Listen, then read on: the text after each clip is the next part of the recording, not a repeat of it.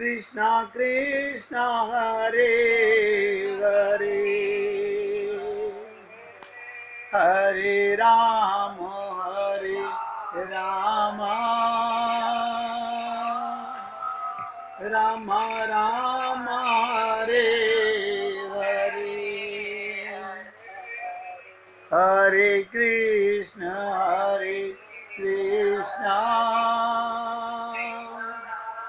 कृष्णा कृष्णा हरे हरे,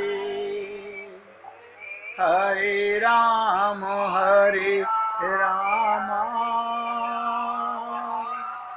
राम राम हरे हरे,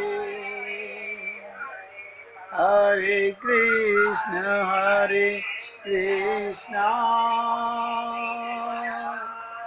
कृष्णा कृष्णा हरे हरे, हरे राम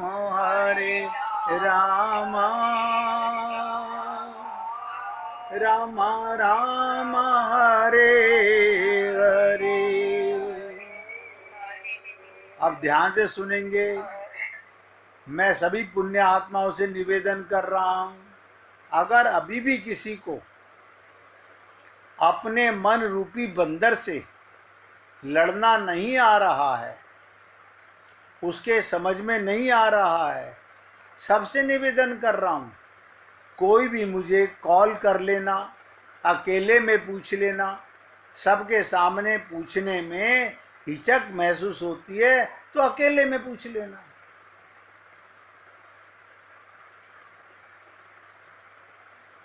इसलिए विकल्प आपके सामने है, माया को चुनो या भगवान के मार्ग को चुनो।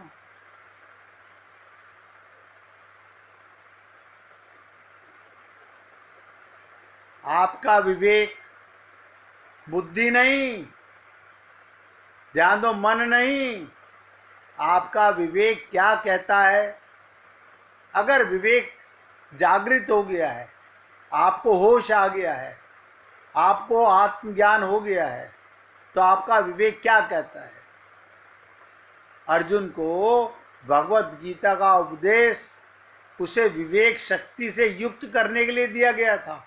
नोट कर लो क्यों दिया गया था।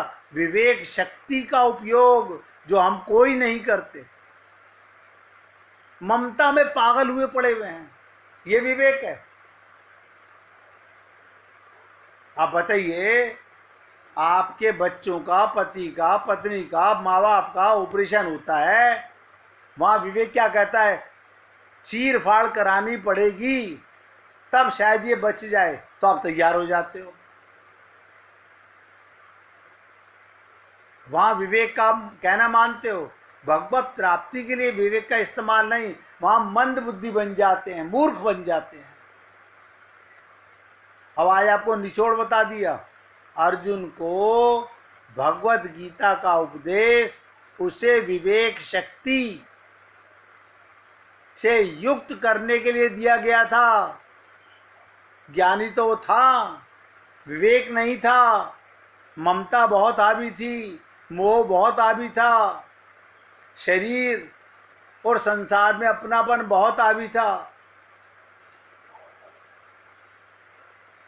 सबको पता है, आरंभ में अर्जुन अपने कर्तव्य पालन के संबंध में उलझन में था। आप और हम लोग भी उलझन में। उलझन सुलझे ना, रास्ता दिखे ना, जाऊं कहां।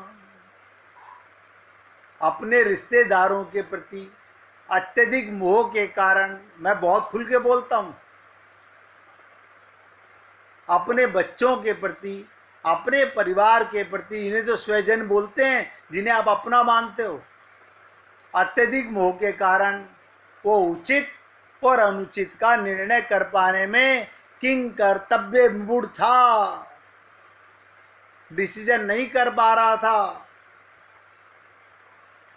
भगवान का कहना मानूं। अब बताइए, आप भी सोच लो, आप भगवान की बात मानना चाहते हो अपने गुरु की बात मानना चाहते हो या अपने बंदर रूपी मन की बात मानना चाहते हो। बस अपनी दुर्बलता और भय के कारण, आप ये भी नोट कर लो, हमारे को क्या है, हम दुर्बल हैं, हमारे मन में भय है, अगर हमने ऐसा किया तो कहीं ऐसा ना हो जाए, हमने ऐसा किया तो कहीं ऐसा ना हो जाए। हम अंदर ही अंदर सोचते रहते हैं। कैसी दुर्बलता है, कैसा भय है, बताओ। अंदर भगवान पे भरोसा कम, परिवार पे भरोसा ज्यादा। इसी भय के और दुर्बलता के कारण हम व्यथित होते हुए भगवान के शरणागत नहीं होते।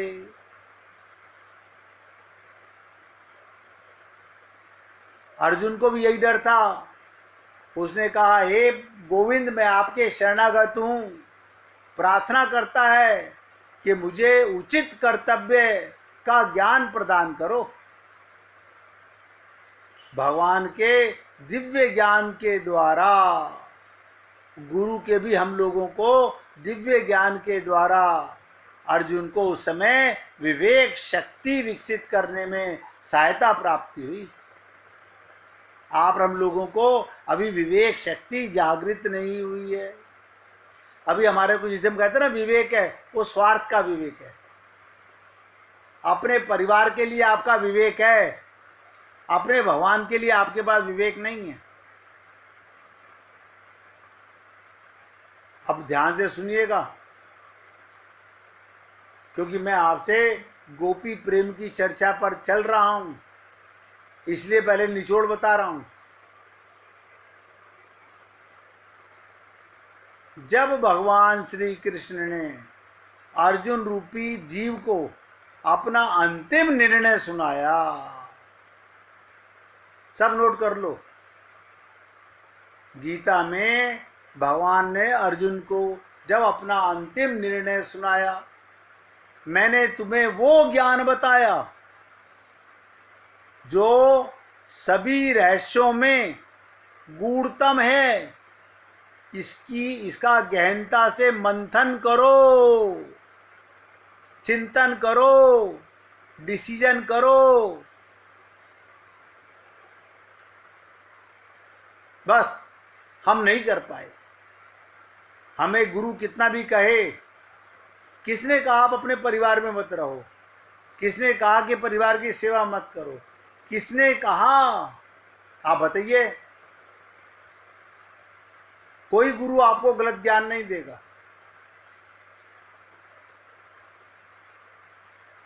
गूढ़तम ज्ञान दिया, इसकी गहनता से मंथन करो। हम मंथन नहीं करते, चिंतन नहीं करते। बताइए, एक छोटी सी लीला सुनाई थी कल बंदर की, वो भी हमने चिंतन नहीं की, क्योंकि हम समझते ही नहीं, अपने बंदर को पहचानते ही नहीं। फिर अपनी इच्छा के अनुसार तुम्हें जो उचित लगे वो करो।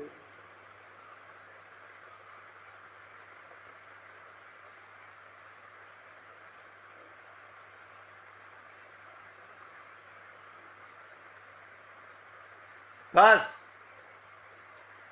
इतनी सी बात से उसको समझ आ गया था, जो आज तक आप और हम लोग नहीं समझ सके हैं। आपके और हमारे हृदय में अभी राधा रानी के चरणों के रज की छाप नहीं है। अभी युगल सरकार के चरणों की रस की छाप नहीं है। अभी परिवार के संबंधों की, रिश्तों की इम्पोर्टेंस की छाप बनी हुई है।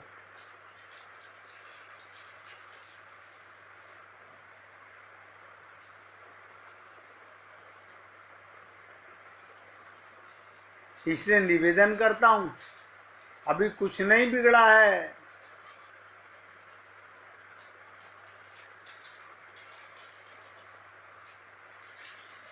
तुम बस ध्यान से सुनो, इतना जान लो। अब देखो, ये भी सुनेंगे लेकिन मानेंगे नहीं। तुम बस इतना जान लो, मान लो, तुम्हारे चारों तरफ परमात्मा मौजूद है।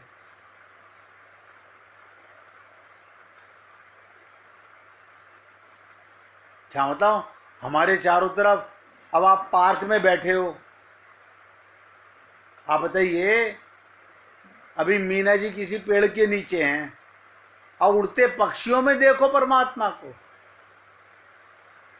चांद की चांदनी में देखो, सूरज की रोशनी में देखो, नदियों में देखो, बहते झरनों की ताल में देखो, काली घटाओं में देखो, चारों ओर उसी की तो धुन बज रही है।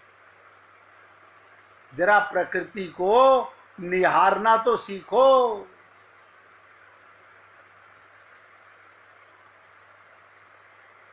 प्रेम में केवल भाव की आवश्यकता होती है।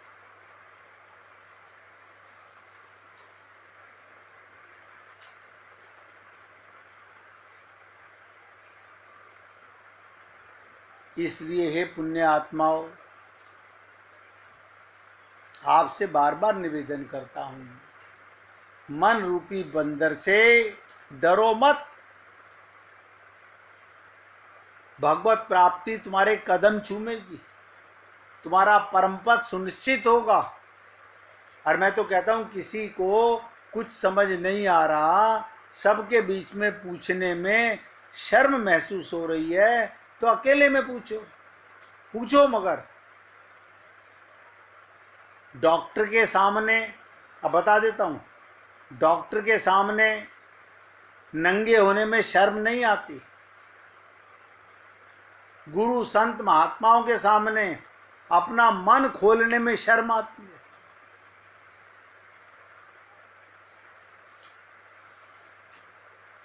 क्योंकि शरीर की ज्यादा चिंता है, अपने कल्याण की चिंता नहीं है।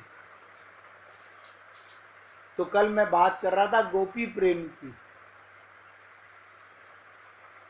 जिसमें भगवान श्री कृष्ण ने कितना बड़ा कहा। भगवान श्री कृष्ण अर्जुन से कहते हैं, हे अर्जुन, गोपियां अपने शरीर की रक्षा भी मेरी सेवा के लिए करती हैं। अब समझ लीजिएगा, आप और हम लोग शरीर को किस लिए बचाए रखना चाहते हैं, और गोपियां किस लिए बचाए रखना चाहती हैं? भगवान की सेवा के लिए। और क्या कह रहे हैं कि गोपियों को छोड़कर मेरा निगुण प्रेम पात्र और कोई नहीं है। इतनी गहराई से कोई मुझे नहीं समझ सका।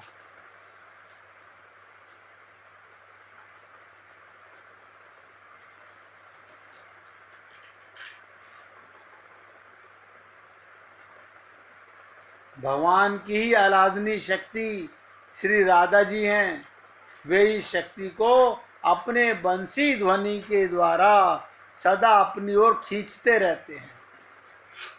भगवान की ये शक्ति स्वाभाविक ही अपनी सारी अनुगामी शक्तियों को सदा भगवान खींचते रहते हैं। जो भगवान से प्रेम करता है, भगवान उनको अपनी ओर खींच लेते हैं।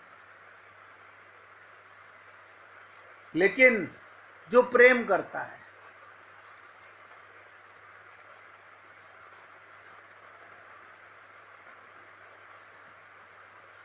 और क्या करते हैं भगवान, सुन लीजिएगा। एहलाद कहाँ से खींचते हैं? राधा रानी के हृदय से। आज बहुत राज की बात बता रहा हूं, बहुत ध्यान से सुनिएगा। भगवान क्या करते हैं? प्रेम शक्ति, एहलाद शक्ति, जैसे मक्खियां फूलों में से सुगंध निकाल लेती हैं, शहद निकाल लेती हैं, ऐसे ही प्रेम की सुगंध, प्रेम का एहलाद भगवान राधा के हृदय से निकालकर क्या करते हैं? प्रेमी भक्तों को बांट देते हैं।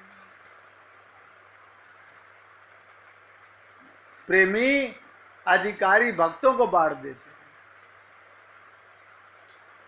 भक्त भगवान की बांसुरी की ध्वनि, भगवान का आह्वान सुनकर, घर द्वार की सुधि भूलकर, प्रमत्त होकर, अपना सर्वस्व न्यौछावर कर भगवान को सुखी करने के लिए दौड़ते हैं।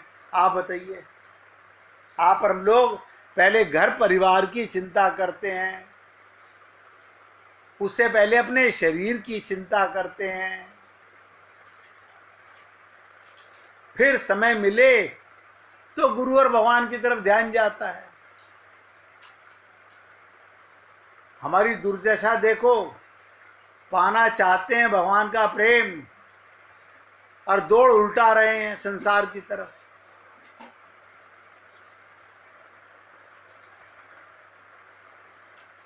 यानी भगवान का आह्वान।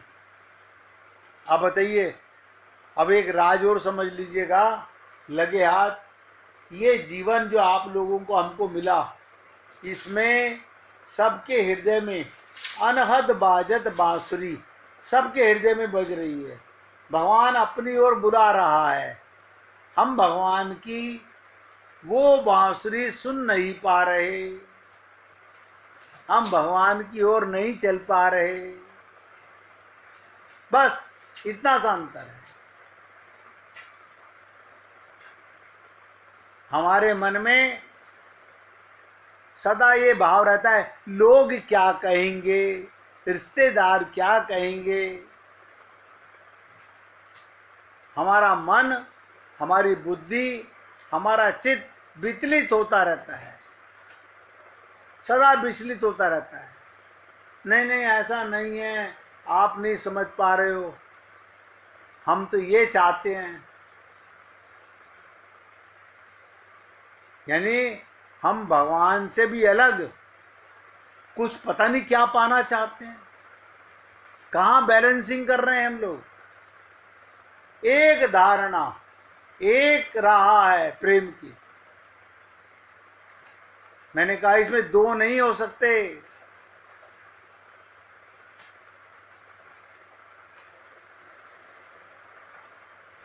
और गोपियां भगवान की बांसुरी की ध्वनि, संतों का ये आह्वान कि इस देह में हरि मिलत हैं। अरे बाबा, यही तो बांसुरी है भगवान की। देखो, आज तक ये व्याख्या नहीं की है कभी भी, आज अचानक आई है। जब सीताराम आचार्य जी ने कहा इस देह में हरि मिलत हैं, यही तो भगवान की बांसुरी है। और क्या कहा, इस बात को भूलना नहीं। देह मिल गया, बांसुरी बज उठी, लेकिन हम लोग सोए पड़े हैं। हाँ, कल चलेंगे, अगले साल चले जाएंगे, अगले जन्म में चले जाएंगे। अब गुरु बेचारा क्या करे।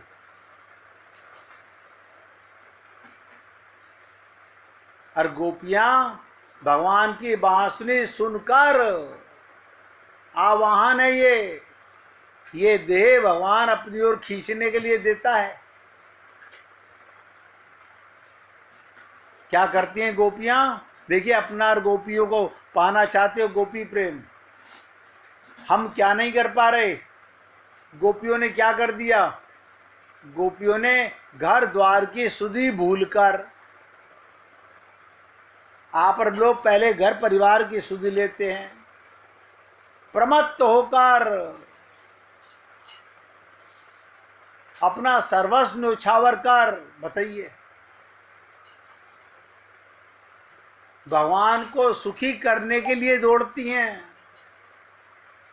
मैं कैसे समझाऊं? भगवत प्रेम पाने का मौका बार बार हाथ नहीं लगेगा। अभी तो ये जीवन मिला हुआ है, अभी शरीर मिला हुआ है, मत इसे बेकार जाने दो।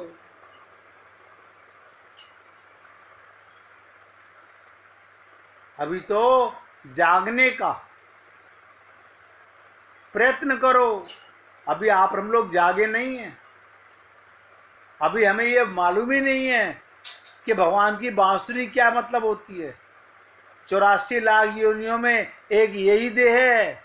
गुरु ने बता भी दिया इस देह में हरी मिलत है, फिर भी आग नहीं है मन में। हाँ ऐसा है ना, अभी हमारे ये काम बाकी है। बस इसी उधेड़ बुन में जीवन निकल जाएगा। 1 मिनट कीर्तन कीजिए, फिर आगे बढ़ते हैं। गोविंद।